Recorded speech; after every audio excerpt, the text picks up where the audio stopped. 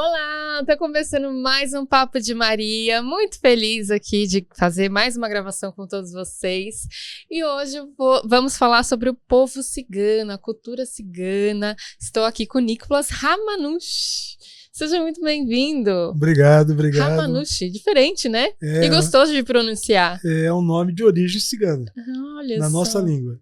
Se apresente um pouco aqui para nós. Tá ok. Bom, então primeiramente, antes de mais nada, agradecer essa oportunidade, né? Ou seja, quando você é fã de alguém e pode participar do programa, é um momento de muita alegria, então gratidão. E meu nome é Nicolas Ramanush, eu sou presidente de uma ONG chamada Embaixada Cigana do Brasil, né, que essa ONG foi justamente fundada e instituída para recuperar a nossa cultura. Então, nosso trabalho maior é de resgate, manutenção e difusão cultural. Daí o fato de termos muitos livros sobre todos, né, os temas a respeito da nossa cultura. E óbvio, como um cigano ativista, eu sempre procuro possibilidade de falar a respeito da nossa cultura para desfazer o quê? O preconceito que existe, os estereótipos e assim por diante. E o teu espaço, ou seja, o Papo de Maria, é um espaço privilegiado para isso. Obrigadão mesmo. Ah, que legal. Vamos começar falando de onde surgiu o povo cigano? Vamos. Então, etnicamente falando, ou seja, né, em termos de sangue, todos os três grupos ciganos, porque mundialmente existem três grandes grupos ciganos. Um grupo chamado Rom, né, que basicamente hoje em dia está vivendo no leste europeu e uma parte aqui no Brasil. O grupo Calon, que é o que tem a pele mais escura, e hoje em dia vivendo basicamente também na Europa Ibérica, ou seja, Portugal e Espanha, e também uma parte aqui no Brasil, e o grupo Sinti, que é o qual eu tenho orgulho de fazer parte, que é o grupo que é considerado que nasceu na Europa Central, porque o nosso grupo nasceu na Áustria, nasceu na Alemanha, e de lá se espalhou para o mundo e, obviamente, aqui para o Brasil também. Então, assim, a origem remota mais antiga de todos os grupos ciganos é noroeste e norte da Índia, para ser mais preciso, na região de Rajastão. Então, por exemplo, no ano de 1398, ou até o ano de 1398, vivíamos no noroeste da Índia, né, como uma casta indiana, uma casta baixa, isso, a mais baixa. Aliás, éramos, inclusive na própria Índia, éramos chamados de parihas, que significa intocáveis, justamente porque éramos a casta mais Caminho baixa. das Índias falou muito sobre isso. Exatamente, bem lembrado, bem lembrado. E, enfim, e aí, nesse ano de 1398, a Índia foi invadida por um imperador mongol, que obviamente estava expandindo o seu império, invadindo diversas regiões. Ele invadiu a Índia e colocou toda a Índia sob seu jugo. E nós não aceitamos. Ou seja, daí a liberdade do cigano, que não se submete. Se submeter aos nossos próprios parentes, né, de castas superiores, ainda vai lá. Mas a um invasor, não. Então, fizemos o primeiro grande êxodo, isso no ano de 1398. E aí houve o espalhamento. Então, um grupo foi para o Egito, o outro grupo foi para o leste da Europa, o outro para a Europa Ibérica e o outro para a Europa Central, gerando, né, esses grupos que eu disse.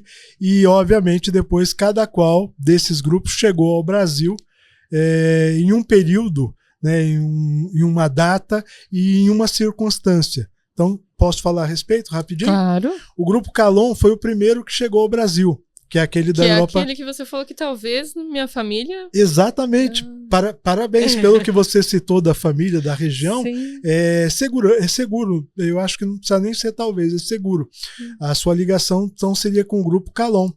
Porque o grupo Calon chegou ao Brasil como degredado no ano de 1549, com o primeiro governador geral, e de lá, né, dessa data em diante, ocorreram diversos outros degredos, e ele veio e colaborou para o que é a cultura brasileira hoje de diversas formas.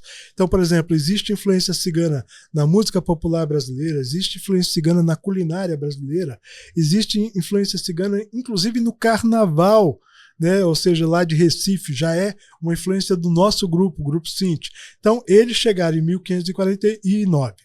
O Grupo Rom E o nosso grupo, o Grupo Sinti, já veio para cá como basicamente como refugiado de guerra, tanto da Primeira Grande Guerra como da Segunda, mas mais no período da Segunda Grande Guerra. Tá? E também um outro contingente menor, como junto com os imigrantes italianos que vieram para cá. Então, muitos ciganos no nosso Grupo Sinti entraram no Brasil fingindo que era imigrante italiano, mas fugindo da perseguição na Europa. Tá? Então, esses 3 grupos e depois da chegada aqui também o espalhamento. Né? Então, tem assim, o Grupo Calon, você encontra basicamente no Brasil todo, basicamente, e há uma estimativa, porque não há um dado oficial, há uma estimativa de que ciganos do Grupo Calon, mais ou menos hoje em dia, 250 mil, mais ou menos, no Brasil. Do Grupo Rom, mais ou menos uns 200 mil. Né? E o nosso, que é o menor grupo, no máximo 100 famílias. Aí muita gente diz, nossa, mas por quê? É fácil de saber, porque o nosso grupo foi basicamente exterminado, infelizmente, durante o nazismo. O cigano que mais morreu em campo de concentração, houve o genocídio, né? Ou seja, a morte, o assassinato de 1.500.000 ciganos. E a maior parte desses que foram assassinados eram ciganos do nosso grupo, do Grupo Sinti, né? Os nossos ancestrais, infelizmente. E uma parte, é claro, do Grupo Rom. Já os ciganos do Grupo Calon não foram mortos durante a Segunda Grande Guerra. E essa cultura, né, que muitas famílias, muitos grupos ciganos têm de casar entre si, né, ali do grupo, vem da Índia também esses costumes ainda? Vem. Na realidade, assim, não só da Índia, né, porque depois que saímos da Índia, ou seja, a saída da Índia em termos de antropologia, falando em termos antropológicos, a saída significa o êxodo. E o espalhamento seria a diáspora. Então, na própria diáspora, nós encontramos, mundo afora, diversas outras etnias que também tinham o mesmo proceder. Né? O casamento dentro do grupo se chama casamento endogâmico. Então, é quando é feito dentro do grupo, nunca incesto. Entre né? irmãos? Nunca entre incesto, mas assim, entre primos de 1º, 2º, 3º, 4º e 5º grau. Né? Então, assim, isso era muito comum. Vem de lá já desde a Índia essa tradição e que é mantida hoje em dia, ainda é mantida no grupo Rom e no grupo Calon.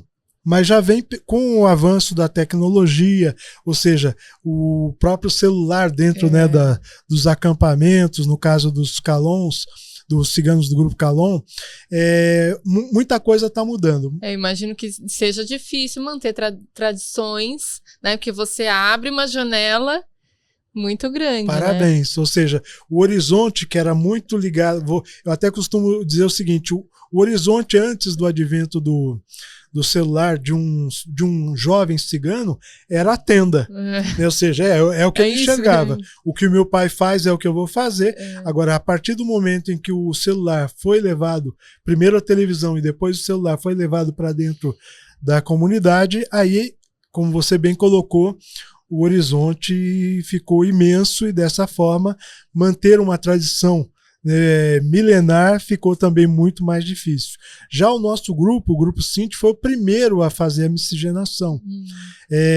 Justamente até por imposição, porque nós fomos parar justamente na Áustria e a Elizabeth de Habsburgo, que foi uma ferrenha contra os ciganos, ela mandou tirar as crianças né, dos nossos antepassados e colocou em orfanatos e obrigava o cigano a se casar com quem não era da comunidade cigana. Justamente para acabar com a gente. Ciganos. Exatamente. Ou seja, ela tentou isso, não deu certo, aí ela mandou matar mesmo. Ela baixou uma lei dizendo que quem nascesse de pai e mãe cigano já nascia com a morte decretada. Que maldade. Documento, hein? Documento. Isso é documento oficial. E como eu sei que eu faço parte de uma ancestralidade cigana? Tem como saber pelo sobrenome, pelo... Então, muita gente me pergunta. Pelo sobrenome, se a pessoa for do Grupo Calon, tem. Quais são os sobrenomes? Então, eu inclusive até, antes de falar especificamente alguns, porque a lista é grande, eu fiz um vídeo que está no nosso canal, né, que é o canal da Embaixada Cigana, falando justamente sobre os sobrenomes mais tradicionais do grupo Calon, do grupo Sint, né, ou seja, inclusive do grupo Calé, que é da Espanha, que está ligado ao grupo Calon. E aqui no Brasil, muita gente nem imagina, mas a maioria dos Santos, dos Souzas com Z, com S não, com Z, e do Silva, a grande maioria é de origem cigana. E a grande maioria na população tem esse nome. Exatamente. Muita gente manda e-mail, né, para a embaixada questionando justamente isso. Nossa, eu não me sinto dentro da minha família, eu me sinto mais cigano e tal. E aí o máximo que eu posso dizer, olha, talvez você tenha trazido por atavismo, né, a única forma que a gente tem de explicar é essa lembrança, ou seja, né? As memórias genéticas, né? Exatamente. Parabéns. A linguagem, digamos, mais correta seria essa, as memórias genéticas e de uma vida passada. Eu, por exemplo, não consigo ficar em um lugar por mais de 2 anos. Já está aí um comportamento altamente Calon. Então, quanto a você, nós não podemos mais ter dúvidas. E da onde vem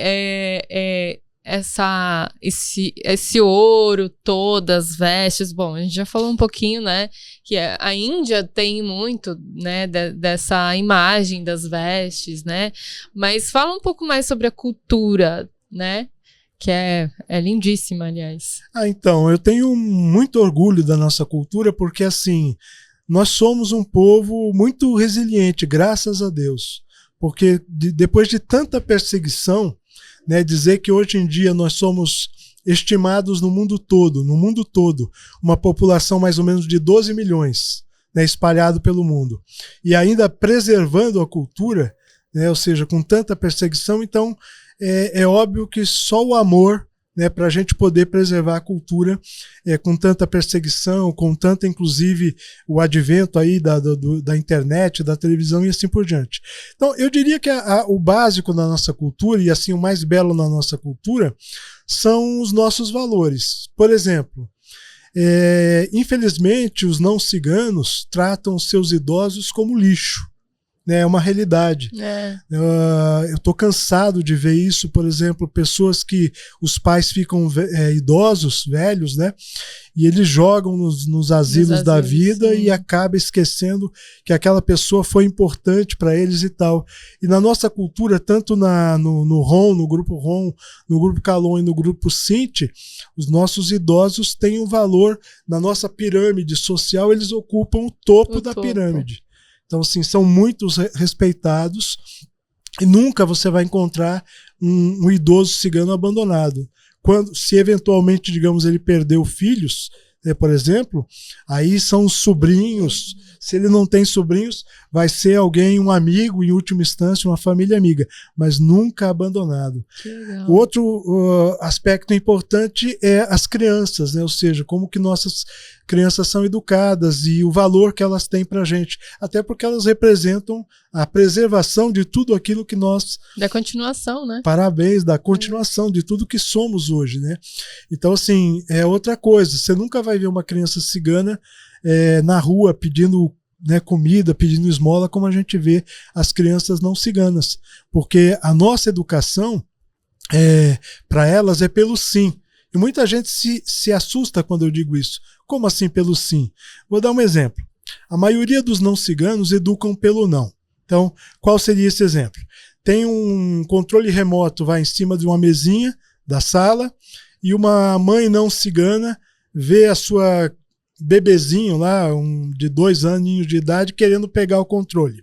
Aí quando a mão está chegando perto, geralmente é um grito, que a criança se assusta, ou se não, pior ainda, o tapa, né? E isso é educação pelo não. E diz, não mexa aí. Ué, se não era para a criança mexer, era mais fácil, né, não deixar ali. Bom, então, uma mãe cigana não deixaria ali. Mas se, digamos, no corre-corre ela esqueceu ali, ela sabe que ela não pode educar pelo não. Ela tem que educar pelo sim. O que é educar pelo sim? Ela chega devagarinho, sem assustar a criança, tira o objeto de perto, mas devagar, de tal forma que a criança acompanhe o deslocamento e possa ver. Aí quando está bem distante, ela só faz assim. Isso fala muito sobre a prosperidade. Parabéns, exatamente. Né? Exatamente. Ou seja, então, esses são valores, né, tanto do idoso como da criança, são valores que eu tenho orgulho, sabe, de dizer, eu encho a boca mesmo para dizer, olha, orgulho de dizer que os nossos valores culturais preservam os idosos e preservam, cuidam das crianças. Coisa que, infelizmente, né, no não cigano, na cultura não cigana mundial, a gente não vê. Vê idosos abandonados e crianças maltratadas e assim por diante. Outra coisa, já que você me deu campo, vou aproveitar para falar. Muita gente diz assim, mas a cultura cigana é muito machista, os homens são muito machistas e tal. Eu diria, olha, até um grau certo de machismo entre determinados grupos, Tá. porque não é em todos.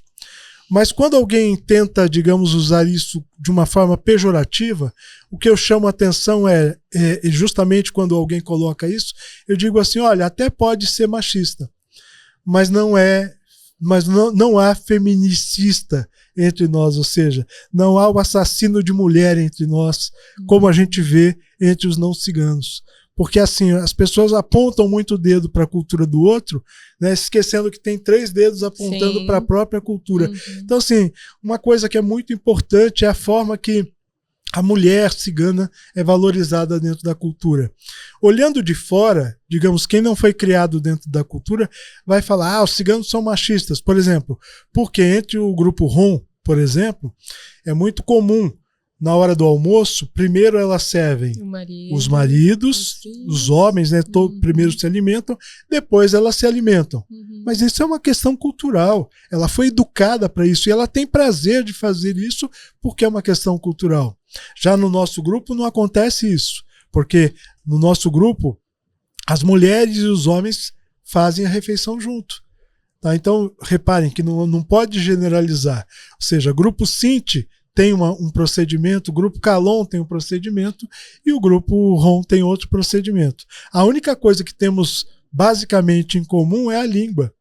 Né, que você fala um pouco da cultura, então aproveitar e falar da nossa língua.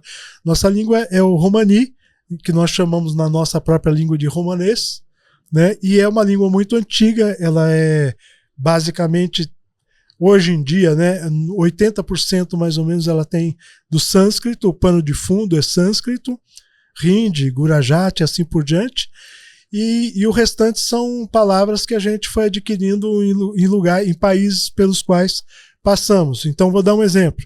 Como é que a gente diz cidade na nossa língua? Foro. Foro. Que vem da Grécia. Foro é cidade. Como é que a gente diz vila? Gal. Gal. Ou seja, vila, vilarejo, gal. Que é da onde? Vem da língua húngara. E assim por diante.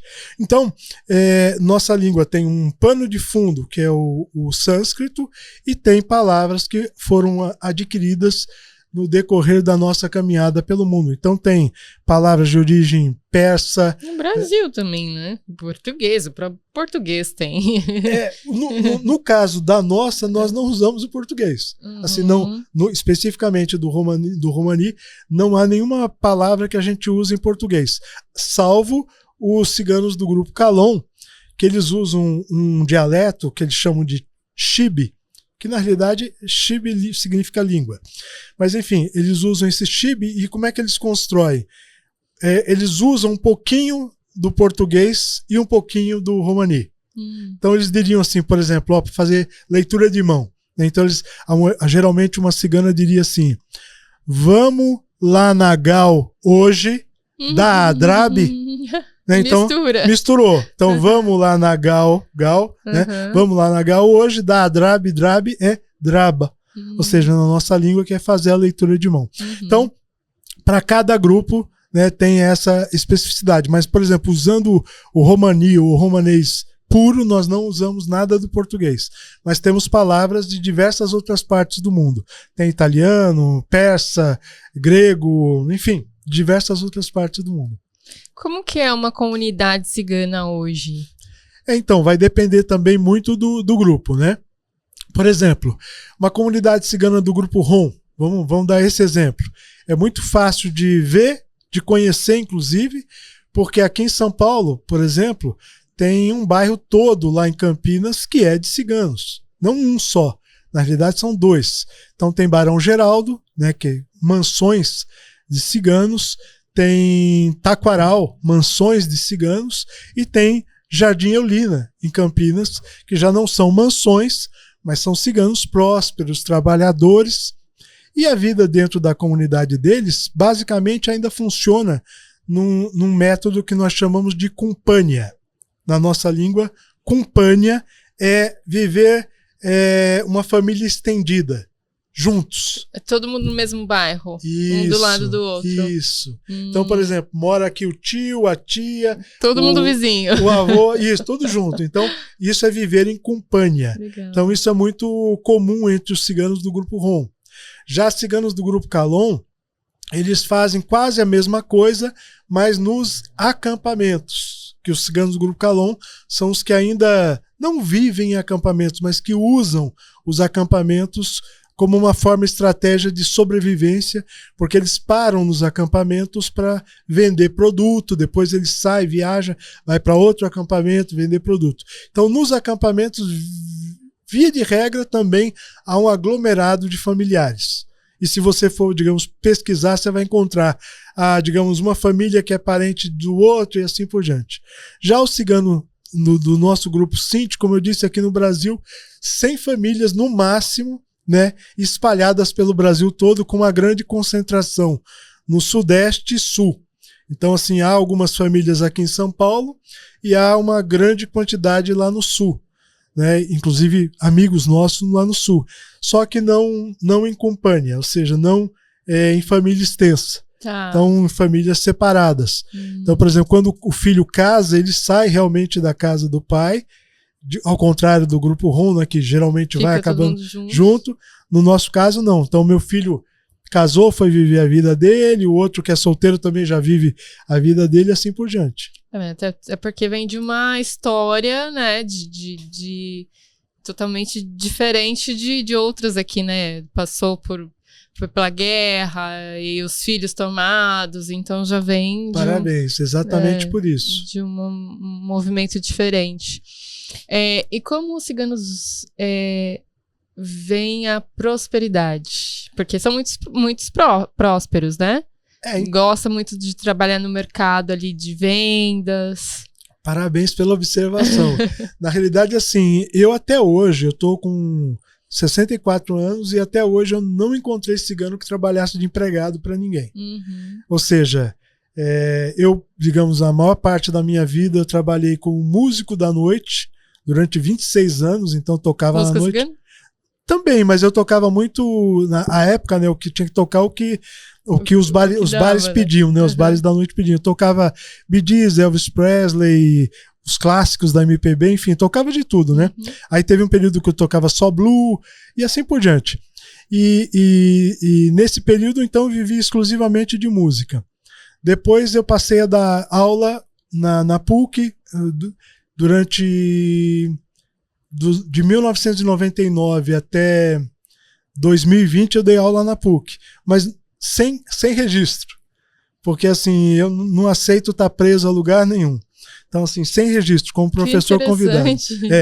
Então, assim, e o meu, digamos... Carteira assinada nem pensar. Nem pensar. No meu caso, né, especificamente, a minha maior renda vem dos atendimentos que faço, que eu sou cabalista, ou seja, eu atuo como consultor na área de cabala grega, então eu presto tanto consultoria para pessoas físicas como para empresas, então, digamos, o grosso do meu rendimento vem dessa área. Mesmo a época que eu tocava na noite, mesmo a época que eu dava aula, até porque dar aula no Brasil, né, ou seja, viver do dinheiro só de professor, não dá. Mas enfim, então, nunca conheci nenhum cigano que realmente trabalhasse de empregado para alguém. E eu acho que a prosperidade está ligada a isso, né? Ou seja, é você saber que você trabalhando por conta, você realmente faz, digamos, visando aonde você quer chegar. Diferente do empregado, né, do assalariado. Então, assim, cigano recebe presente? Como? Cigano recebe o presente? Recebe. Assim, cada grupo tem lá uma tradição, né? Uma forma, digamos, de receber presente. Então, aproveitando a tua pergunta, por exemplo, vamos falar de casamento, né? Que é uma coisa tradicional. Então, por exemplo, no casamento, vamos falar assim, só para ficar bem claro. Casamento de um não cigano é muito comum, né? O que eu acho até engraçado, com todo respeito, mas é muito comum depois os noivos terem que vender liquidificador que ganhou a mais. E hoje em dia, com essa coisa também de lista, mudou. Mas enfim, antigamente era um tal de um montão de liquidificador e tal. Para nós ciganos, nunca foi permitido dar objeto. É dinheiro.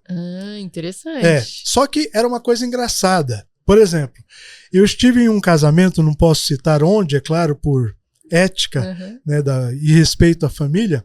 Eu estive em um casamento que funcionava assim. E é tradição, desse jeito.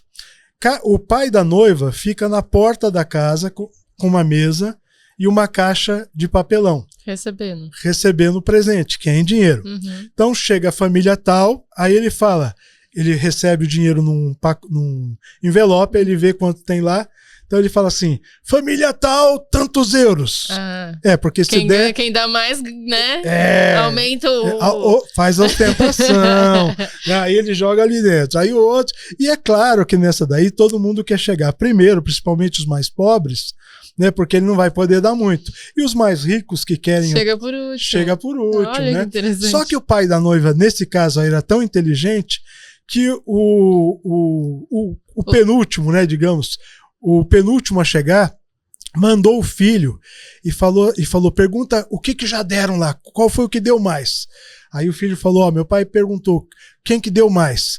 Aí o pai da noiva falou, eu não vou falar o nome, mas deram tanto e não era aquilo. Ou seja, ele deu um valor bem maior já, justamente para aquele que queria ostentar cobrir. E aí ele entrou cobrindo com o maior valor, na realidade, que era o maior valor inimaginável, porque os outros tinham dado bem menos. Então o pai da noiva foi bem espertinho.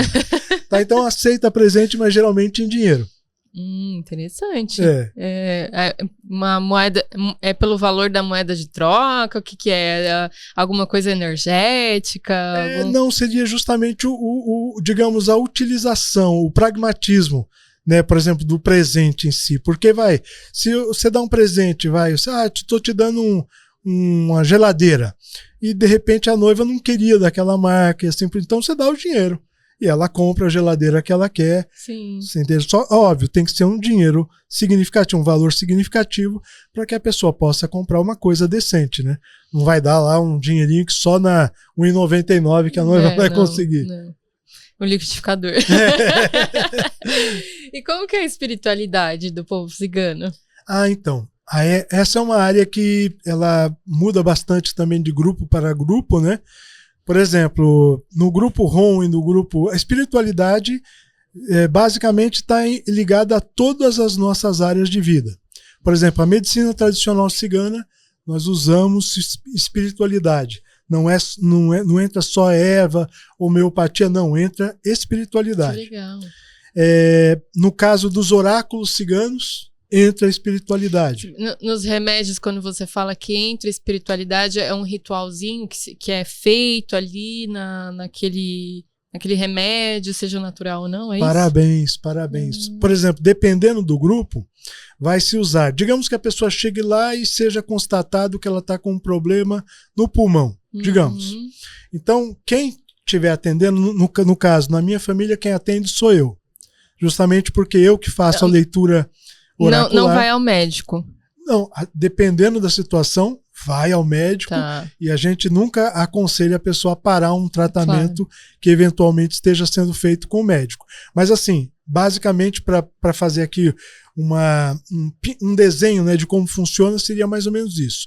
Digamos, quando alguém na minha família fica doente, então primeiro a que procuram é a mim. Aí quando eu detecto o problema, digamos que é um problema de pulmão, né? A pessoa não está respirando legal, blá blá blá. Então a gente parte para ervas que vão atuar no pulmão, fortalecendo o pulmão. Então entra aí o conhecimento do quê? Das ervas. e, obviamente, da nossa medicina tradicional. Uhum. Se for o caso, pode entrar também com mais alguma coisa ligada à homeopatia, à litoterapia, que é a utilização de pedras, né? Então, legal. como essas que eu uso. Então, litoterapia, dependendo da situação. E, digamos, fora isso, a gente entra com a parte espiritual. Então, no nosso caso, no nosso grupo, eu pego o nome todo da pessoa, a data de nascimento, e é feita uma oração específica para aquela pessoa, que ela vai fazer e que eu vou elaborar, e que eu vou fazer pelo período em que ela estiver mal. Uhum. Se, digamos, 7 dias depois a pessoa já tiver melhorado, ótimo. Se não tiver melhorado, medicina tradicional. Aí procura o médico. Do contrário, mas geralmente, olha, 7 dias depois dá certo. Dá certo. E no caso de uma doença mais grave, vamos falar, né, o câncer, por exemplo, a pessoa faz o tratamento. Sim. E também tem um tratamento espiritual. Sim, no caso de um câncer que infelizmente é uma doença tão severa, né, tão complicada, aí sem sombra de dúvida a pessoa vai fazer o tratamento com a medicina convencional, obviamente logo de cara. Quais são as doenças mais comuns assim nos grupos? Então, antes da miscigenação, antes da mistura, havia doenças que era mais, pelo menos assim, eu estou me referindo a 100 anos atrás, tá? Então, assim, o que predominava de doença era mais doenças consideradas espirituais. Por exemplo, que hoje em dia, digamos, um psicólogo poderia tratar. Ou seja, doenças ligadas à psique da pessoa. Então, digamos, uma depressão profunda, sem explicação, e que geralmente era atribuído a um mal-olhado, sabe? A uma inveja, isso, a um quebrante, e assim por diante. Era o que era mais usual. Depois da miscigenação, né, quando o casamento endogâmico, né, apenas dentro do grupo, deixou de existir 100% e passou a ser só 50%, 30%, aí as doenças passaram a ser, digamos, comuns, como de qualquer outro brasileiro. Né? Em particular, por exemplo, meu pai, cigano, casou-se com uma não cigana, minha mãe.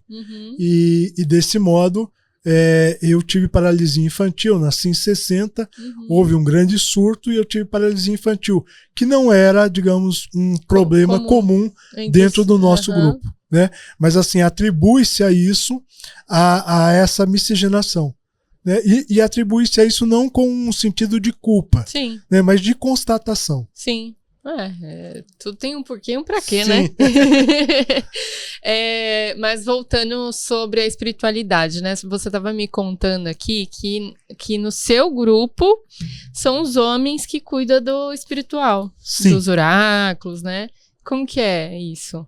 Então, na realidade, assim, é uma coisa que muita gente fica abismada, né? Porque, assim, há um estereótipo, vou usar até esse termo, porque é um termo que cabe bem, há um estereótipo de que a cigana é a cartomante, né? A cigana é a que faz a leitura de bola de cristal, e quando, na realidade, isso não está completamente certo.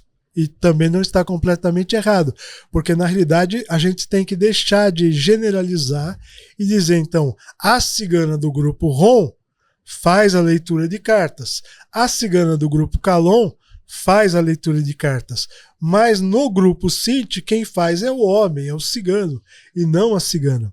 E isso é comum tanto aqui no Brasil como lá na França, que é a origem do meu grupo, que é o grupo Sinti Manouche. Então é lá na França, aí tem o Sinti Piemontecari, que é no norte da Itália, tem o Sinti Strerraria, que é na Áustria, e vai. Mas enfim, então, em qualquer desses lugares, o homem é que é responsável pela leitura oracular. Ele pode, digamos, né, o homem do nosso grupo, ele pode fazer, digamos, a leitura de um único oráculo a vida inteira, ou, digamos, fazer diversas leituras. No meu caso, por exemplo, a primeira leitura que o meu pai me ensinou foi a de cartas. Quantos anos você tinha? Eu estava com 7 anos de idade. Foi a primeira que ele me ensinou. Tem um limite de idade para aprender? Por exemplo, completou 7 anos, começa, porque 7 anos já... Parabéns pela observação. Tem, antes dos 7 anos, espiritualmente que você está muito ligado ainda, né? Exatamente. Antes dos 7 anos, tudo ligado à espiritualidade é proibido. Interessante. Para uma criança, em particular, cigana. Vou até dar um exemplo, obviamente não revelando o nome, né? Uma pessoa me procurou, a filha, né, por indicação, né, me procurou, a filha dele estava com um problema seríssimo de saúde e tal, e a filha dele estava com 7 anos. Ele falou, tem como você fazer um trabalho? Eu falei, só se a gente esperar. Quando passar os 7 anos, aí esperamos, né, e ele me procurou novamente, e aí fizemos, e graças a Deus, fora a ajuda médica, a ajuda espiritual resolveu. Mas assim, antes dos 7, nada espiritualmente pode ser feito. Aí ele me passou essa primeira leitura oracular, e foi de forma... Muita gente diz assim, tem que nascer com dom. Não. As pessoas não podem confundir o que é um dom, por exemplo, espiritual, né, que, como o nome já diz, dom, presente, né, algo que foi ali ofertado pelo Criador, com uma capacidade que, na realidade, todo ser humano tem. Obrigado por falar isso aqui. É verdade. É uma capacidade que todo ser humano tem. Então, assim, se a pessoa aprende, se dedica e há uma metodologia, qualquer um pode ser um oraculista, desde que ele realmente aprenda de forma correta e assim por diante. Tanto é que meu pai começou a me instruir com 7 e concluiu a minha instrução quando eu estava com 14 anos.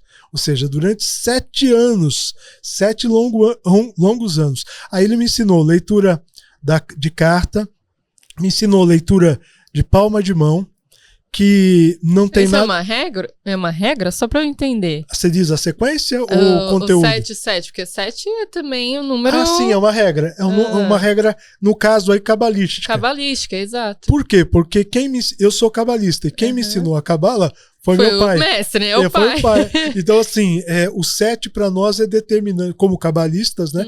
É determinante para mudança de fase. Então, por exemplo, se você inicia algo muito importante, ele tem que, no mínimo, durar 7 anos para ser resolvido.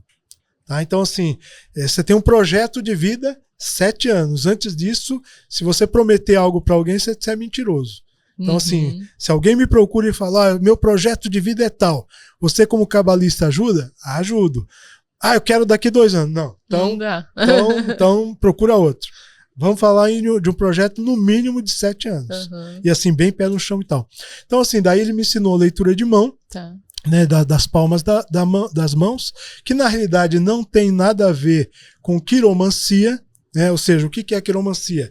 É aquela leitura que fala, a linha da vida é comprida, vai viver muito, o que entre nós sabemos que não tem nada a ver, porque muita gente que teve já esse prognóstico de vai viver muito, morreu logo depois, ou seja, até porque quem sabe do futuro é óbvio que é o Criador, ou seja, o nosso Criador. Então, assim, nossa leitura basicamente é feita assim, palma da mão direita, passado, palma da mão esquerda, presente. Aí muita gente pode estar pensando, cadê o futuro? Está aqui, Pai nosso que estás no céu. Esse é a verdadeira leitura de mão. Você lê o passado, lê o presente, para que a pessoa tenha um futuro melhor. Porque quem diz que conhece futuro, aqui eu posso deixar de boca cheia. É o meu ponto de vista. E eu acho que a gente tem que defender o ponto de vista quando ele está baseado em verdade, em realidade. Quem diz eu conheço o futuro, ou é 171 e é Código Penal, cadeia, se bem que pouca gente pega cadeia por isso, mas enfim, ou é louco e aí precisa um psiquiatra para cuidar, porque futuro pertence ao Criador. Vamos falar um pouquinho sobre as cartas, né? Certo. Que carta cigana é como que é? Lenormand. Isso. É o que a gente pensa. Exatamente, querida. Muito obrigado pela pergunta, que a gente tem aí oportunidade de pôr mais um pingo no i. O que acontece? Eu vou é uma história longa, mas eu vou sintetizar, né, para a gente não perder tempo com isso. É assim, muita gente me procura e diz assim, eu leio baralho cigano. Aí eu digo, qual baralho que você está dizendo que é cigano? O Lenormand. Não, baralho cigano não é Lenormand, até porque não existe baralho cigano. Nunca existiu e não vai, provavelmente não vai existir baralho cigano. O que existe, eu digo com segurança, gente, é a leitura de baralho à moda cigana. Então, assim, a forma de deitar as cartas, a forma de interpretar os naipes, a forma de interpretar os números, isso pode ser feito com qualquer baralho, inclusive com o Lenormand. Só que, para ser bem franco, a gente não gosta de figurinha. Figurinha, não, nada a ver. Pra gente é o baralho tradicional, o baralho francês, né, que vem com os 4 naipes, copas, ouros, paus e o espadas, ou seja, os 4 naipes que todo mundo conhece. Então, essa é a verdadeira leitura. E o porquê dessa confusão tem um motivo histórico. Acontece que a Madame Lenormand, Marie Lenormand, na França, ela era uma ótima vidente, que não tem nada a ver com cartomante. Uhum. Ela era uma ótima vidente, até onde se sabe historicamente. Ela atendeu, inclusive, Napoleão. Ela dava consultoria a Napoleão como vidente, não como cartomante. E aí, precisando de dinheiro, ela fez o primeiro Lenormand, que era o baralho completo. E vendeu relativamente bem, mas quem estava na moda lá na França na época era quem? Cigano, gitan. Ou seja, na França nós somos chamados de gitan. Então o pessoal dizia, não, leitura é só com gitan, cigano. Então, todo mundo... Aí o que ela fez? Ela aproveitou, se apropriou, né? Ou seja, uma apropriação indébita, e lançou o Petit Lenormand, né, de 36 cartas, e denominou para vender, e vendeu, como baralho cigano. E aí vende até hoje. Vende até hoje, ou seja, falou que é cigano, todo mundo diz, eu já fiz um curso de baralho cigano. Então, gente, olha, com todo respeito, né, quem disse que fez curso de baralho cigano, jogou dinheiro fora, porque não existe curso de baralho cigano, salvo um que haverá em breve, né, à venda no Hotmart, que é deste que vos fala, que é um cigano curso, de verdade. Um cigano de etnia, e outra, né, que vai mostrar a modalidade. Fala do livro. É verdade, obrigado, querida. Então, que na realidade existe, acho que aqui, né, fica para a câmera, existe esse livro, entre outros livros que eu tenho, que é os segredos dos oráculos ciganos. Aqui eu falo um pouquinho sobre a modalidade de cartas, a moda cigana, mostro inclusive o modo Manouche, que é do nosso grupo, mostro do grupo Ron, mostro do grupo Calon, como é que coloca as cartas, aliás, Calon não, Calais, lá da Espanha, e também tem aqui leituras muito antigas, como leitura de borra de café, na xícara, tem leitura de bola de cristal, como preparar a bola de cristal, leitura de ossos, que ninguém vai querer fazer, porque tem que pegar osso de defunto. Mas, enfim, mais, é claro, do ponto de vista histórico. Sim. Mas, então, para nós... Obrigado, querida. Para nós, a leitura de cartas, ela existe, no caso, como modalidade de colocação, e que pode ser feita, né, com qualquer baralho, independente, obviamente, do baralho, mas sim vai depender muito do conhecimento do oraculista, né? Ou seja, uma coisa que eu também fico perplexo, aproveitando tua pergunta, querida, são pessoas que dizem assim, como é que eu consagro o baralho? Eu ia te fazer essa pergunta agora, empresta ou não empresta baralho? Nossa, então, eu te diria o seguinte, eu vou responder de viés, mas você vai entender. Como músico, quando um amigo dizia, esqueci meu violão, você empresta seu violão? Aí eu dizia, mulher e violão a gente não empresta. Não se empresta. Né? Então, como, obviamente, oraculista, eu costumo dizer, olha, mulher, violão e baralho eu não empresto. Não empresta. Tá? Então, assim, não é só por uma questão de energia, né? E tampouco por essa questão de consagrar ou não consagrar. Porque o que acontece é o seguinte, quando você tem um objeto que você trabalha energeticamente com ele, ele passa a ser parte de você. Ou seja, o baralho que eu realizo... Tem muito da minha energia ali. Exatamente, tem. E é importante que tenha a minha energia, e não a do consulente. Até porque, digamos, eu nunca coloco carta para as pessoas, quando as pessoas me procuram, eu atendo como cabalista. Carta eu só coloco para as pessoas da família. Sabe? Então, assim, é até tradição. Virada de ano, deu meia-noite, faz a fila da família e eu vou lá fazendo a leitura um por um. Geralmente termina às 3 da manhã, não, 6 da manhã no dia seguinte. Porque a família é grande, então vai. Mas assim, para pessoas de fora, já teve amigos, né? Poxa, Ramanush, faz para mim, vai. Não, leitura de cartas só para pessoas da família. Agora... Por quê? Justamente por isso, porque, digamos, como eu sou cabalista, a minha ferramenta de atender ao não cigano é a cabala. Entendi. Você entendeu? E então que, aliás, é muito mais profundo, né? Exato, muito mais. Então, assim, eu uso a cabala como um consultor cabalista, com seriedade, sabe? Enfim, com um trabalho sério que eu já tenho de anos e anos. Mais de 40 anos. No caso aí, a leitura de cartas fica como aquela coisa de tradição de final de ano para a família. Se eventualmente tem alguém não cigano naquela noite... Você não faz? Não, aí eu abro uma exceção. Digamos, namora, né, com um sobrinho. Então, ou namora com uma sobrinha. Aí não é cigana, aí abre uma exceção. Mas geralmente só nessa data é que tem exceção. Que legal.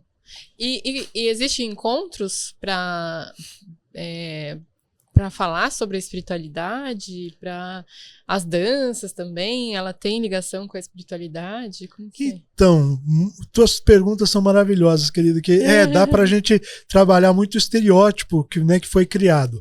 O que acontece? Vamos falar então da dança, né? E se você me permite, além da dança, eu queria também aproveitar o teu espaço para falar dessa questão do cigano na Umbanda.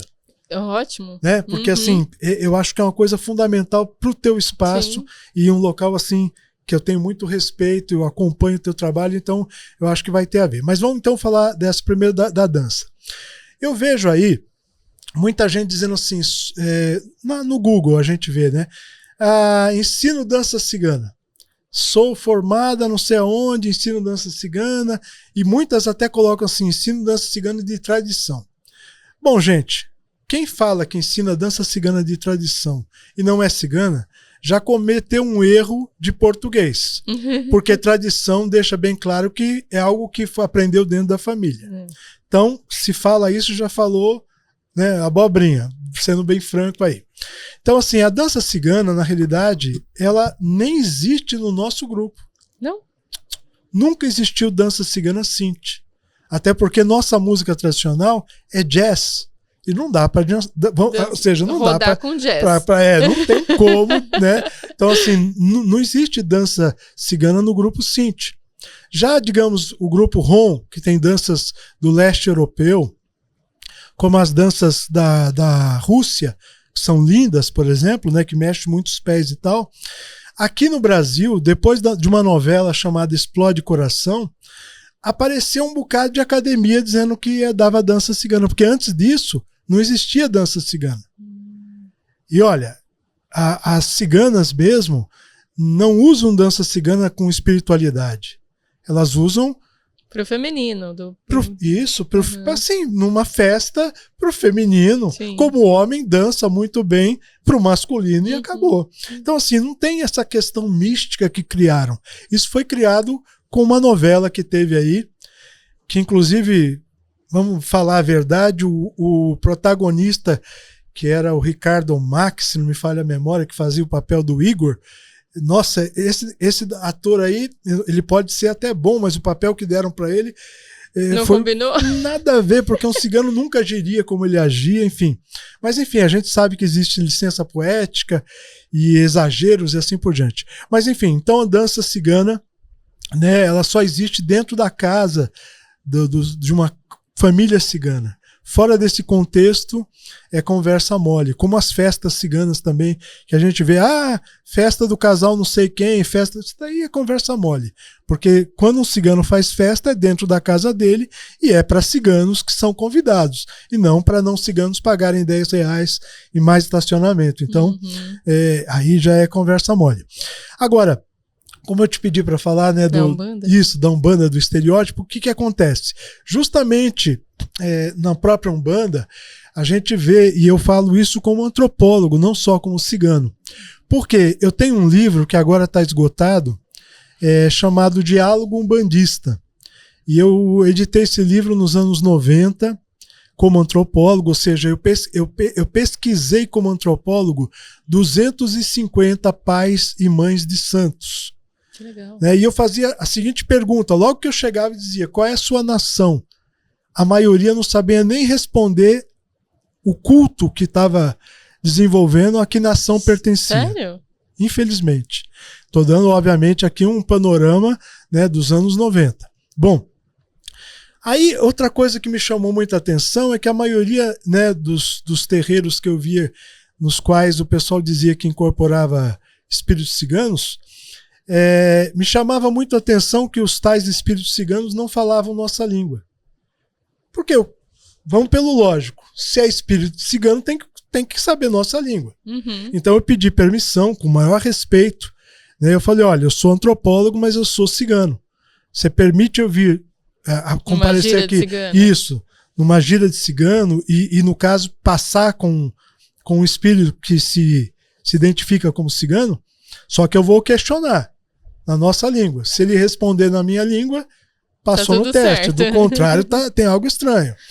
Enfim, e falando, né, grosso modo, o que aconteceu é que a maioria só falava um portunhol, mal falava o espanhol. Sim. Né, e predominância de nomes como Pablo, Juan, Ramírez, né, isso. Enfim, e um portunhol muito mal falado e com umas coisas de comportamento muito estereotipadas, né? Por exemplo, alguns que usavam vestimenta, homens colocando lenço na cabeça, que para nós é um instrumento espiritual só usado por mulher. Mas, né, nos terreiros... Você vê homens com lenço na cabeça. Homens com lenço na cabeça, ou seja, nada a ver se dizendo espíritos ciganos. Né, e um bocado de punhal na cintura, e um bocado de perfume, berro, enfim. Quando na realidade, gente, esses comportamentos que eu vejo, é claro, eu entendo, né, o direito à liberdade religiosa, respeito isso muito, mas eu digo do ponto de vista étnico, né? Ou seja, esse tipo de comportamento acabou gerando estereótipos ligados à etnia. Então, assim, quando as pessoas falavam a respeito, eventualmente alguém falava, você é cigano? Sim, sou cigano. Nossa, eu adoro, sabe, aquelas roupas coloridas, de cetim. Aí eu falava, eu não estou usando cetim, né? Tudo bem, colorido ainda vai lá, mas você entende? Então, assim, gera estereótipos. Então, o meu papel com esse livro, que se chama Diálogo Umbandista, foi fazer um estudo histórico da Umbanda, desde quando ela foi fundada, e enquadrando, inclusive, o surgimento... o surgimento dos ciganos é recente também, né? Parabéns, que foi o que eu fiz. Como antropólogo, o estudo que eu fiz foi enfocando o surgimento da gira, ou seja, da gira de cigano. Então, assim, o que eu detectei nos bons terreiros pelos quais eu passei é que havia, né, gira de cigano na linha do Oriente, que é o correto, nos bons que eu passei, eu via pouco estereótipo. Ou seja, o médium que dizia receber espírito cigano não se travestia. Né? As mulheres, por exemplo, não ficavam agindo de uma forma espalhafatosa, como se toda cigana fosse espalhafatosa daquele jeito, enchendo as pessoas de um perfume. Enfim. Então, assim, nesses bons terreiros que eu acompanhei, eu vi que as pessoas estavam fazendo realmente um trabalho sério e entendendo que, na realidade, a tal linha de cigano não quer dizer que só incorpora cigano. Sim. Porque a Umbanda abraçou o cigano da mesma forma que abraçou o caboclo, da mesma forma que abraçou o negro, né? E, obviamente, nem todo preto velho fica falando zzzz. Nem curvado, né? Isso, e todo torto, encurvado. Como nem todo caboclo enfim, teria uma estereotipia de comportamento. Sim. Então, assim, a mesma coisa que eu chamo a atenção, né?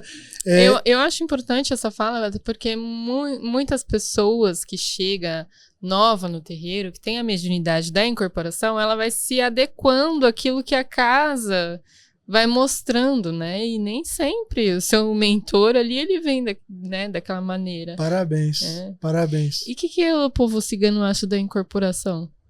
Então, eu não posso responder pelo povo, né? Assim, por todos, eu posso responder por mim. Eu te respondo de uma forma direta e ao mesmo tempo enviesada. Você vai entender já já. Tá. Assim, direta eu diria, eu vejo isso com bons olhos. A incorporação. Porque eu sou filho de Xangô e de Yansan. Então é óbvio que se eu sou Ação filho... pura. Ação pura. Exatamente, então eu vejo com bons olhos. Agora, o que me deixa um pouco triste é a forma que o brasileiro acaba deturpando no sincretismo determinadas situações. Vou dar um exemplo do que me deixou triste. Quando eu vi pela primeira vez alguns terreiros dizendo que recebia uma pombagira cigana. Meu Deus do céu. Primeiro que a palavra pombagira já é uma deformidade do sincretismo de mipambo dila, né? Ou seja, que vem do quimbundo. Inclusive isso eu aprendi quando eu pesquisei, ou seja, eu fiquei em Cafundó, né? Ou seja, em Cafundó eu aprendi o quimbundo com o pessoal que falava o deu nó na língua porque é difícil. Copoiopó. Não, copiopi. Copiopi que eles diziam. Copiopi. Isso, que é um dialeto do quimbundo, que lá eles falavam. Então, a palavra, por exemplo, mipambo nidila ou pambudila significa ao pé da letra, vai bem aportuguesado, encruzilhada. E originalmente era do candomblé do sul da África, do tronco banto, que veio para o Brasil junto com os escravos e era uma entidade masculina, não tinha nada a ver com o feminino. Né? Aí aqui no Brasil fizeram o quê? Tiraram o nome original, né? Mudou para pombagira, que não teria nada a ver com o original, mudou para o feminino e para piorar a situação ainda colocaram uma cigana, ou seja, pombagira cigana. Então assim, já não estava legal, né? Tem incorporação de ciganas que se comportam de uma forma que etnicamente uma cigana nunca se comportaria e assim por diante. Mas é claro, eu entendo e compreendo que os estereótipos são mantidos justamente por o quê? Pelo fato do desconhecimento. Sim. Né? E pela predominância, às vezes, da casa sobre o indivíduo, como você bem colocou. Muito legal, hein? Eu vou dar uma pausa aqui para falar da caixa da psicogenealogia, que isso aqui é um presentão, hein? Muito. Aqui muito. também, nesse livro aqui, fala um pouquinho sobre... traz um pouco da cabala também. Sim, sim. Né? Porque o nosso nome, ele traz o nosso mandato, né? Sim. Você deve... Você conhece bem. Então, o seu nome tem uma importância, tem um porquê, tem um pra quê. Para quem quiser conhecer um pouco mais, se aprofundar mais, procure a Letícia, né? A Letícia, ela vai estar no cantinho da tela aí. E comece pelos livros, né? Depois vá fazer o curso com ela, que é maravilhoso. Eu sou aluna e fã número 1. Bom, a gente conversou aqui sobre muitos dogmas, né, que existe aí sobre os ciganos. Vamos falar um pouco sobre essa coisa que as pessoas se sentem invadidas, né, dos ciganos que vêm puxando a mão, querendo ler. O que acontece com esses ciganos em específico? Então, essas, no caso, as mulheres ciganas do grupo Calon, são chamadas de Calim. Então, via de regra, essas ciganas, elas moram em acampamentos próximos de ferroviária. Então, assim, tradicionalmente, é uma parte de tradição. Enquanto o marido sai para vender cavalo, vender ferramenta e tal, elas, geralmente as mulheres, um grupo de mulheres Calim, do grupo Calon, vão para os centros da cidade, para as praças, Praça da Sé, ou mesmo no caso aqui em São Paulo. Mesmo? São ciganas.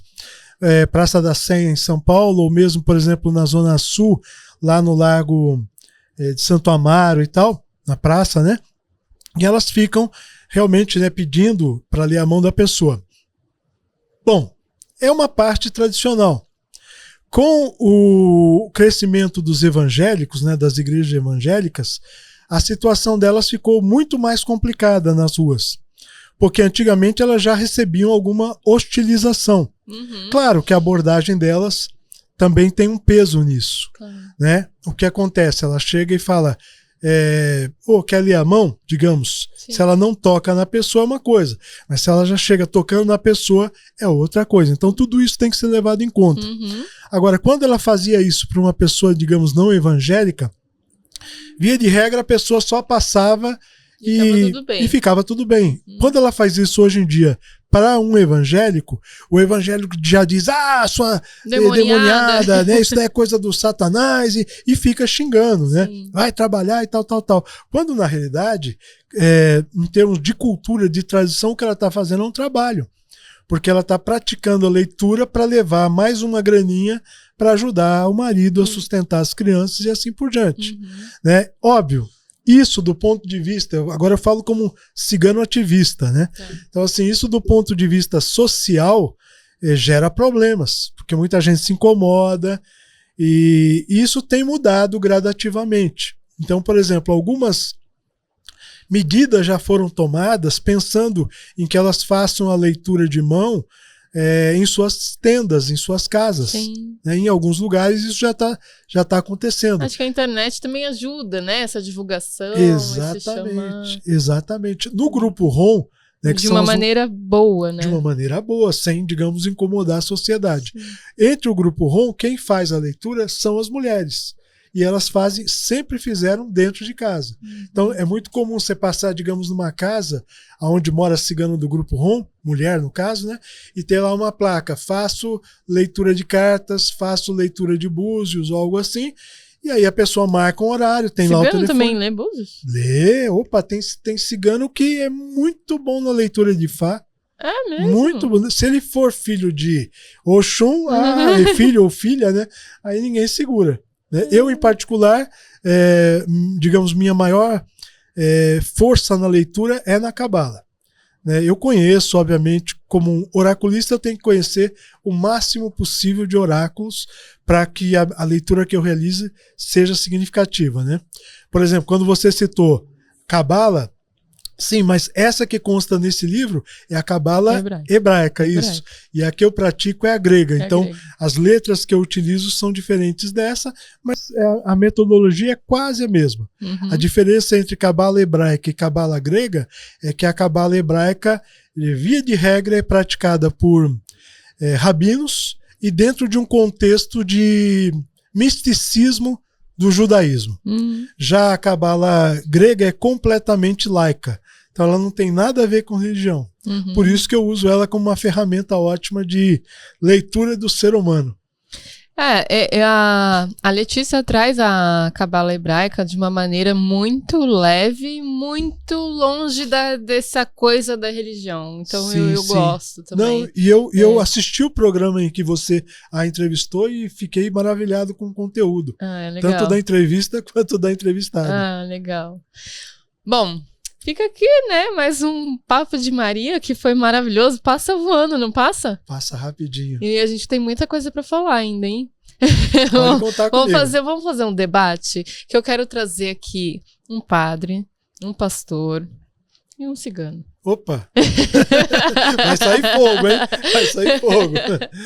Bom, obrigada, Nicolas. Obrigado, querida. Adorei o bate-papo. Aline, brigadão pela oportunidade. Eu também adorei. Enfim, só gostaria de encerrar deixando um convite, então, para o pessoal. Quem quiser conhecer mais sobre cultura cigana, então, nosso site é fácil de achar, www.embaixadacigana.org.br, né? E o canal no YouTube é mais fácil ainda, @Embaixada Cigana.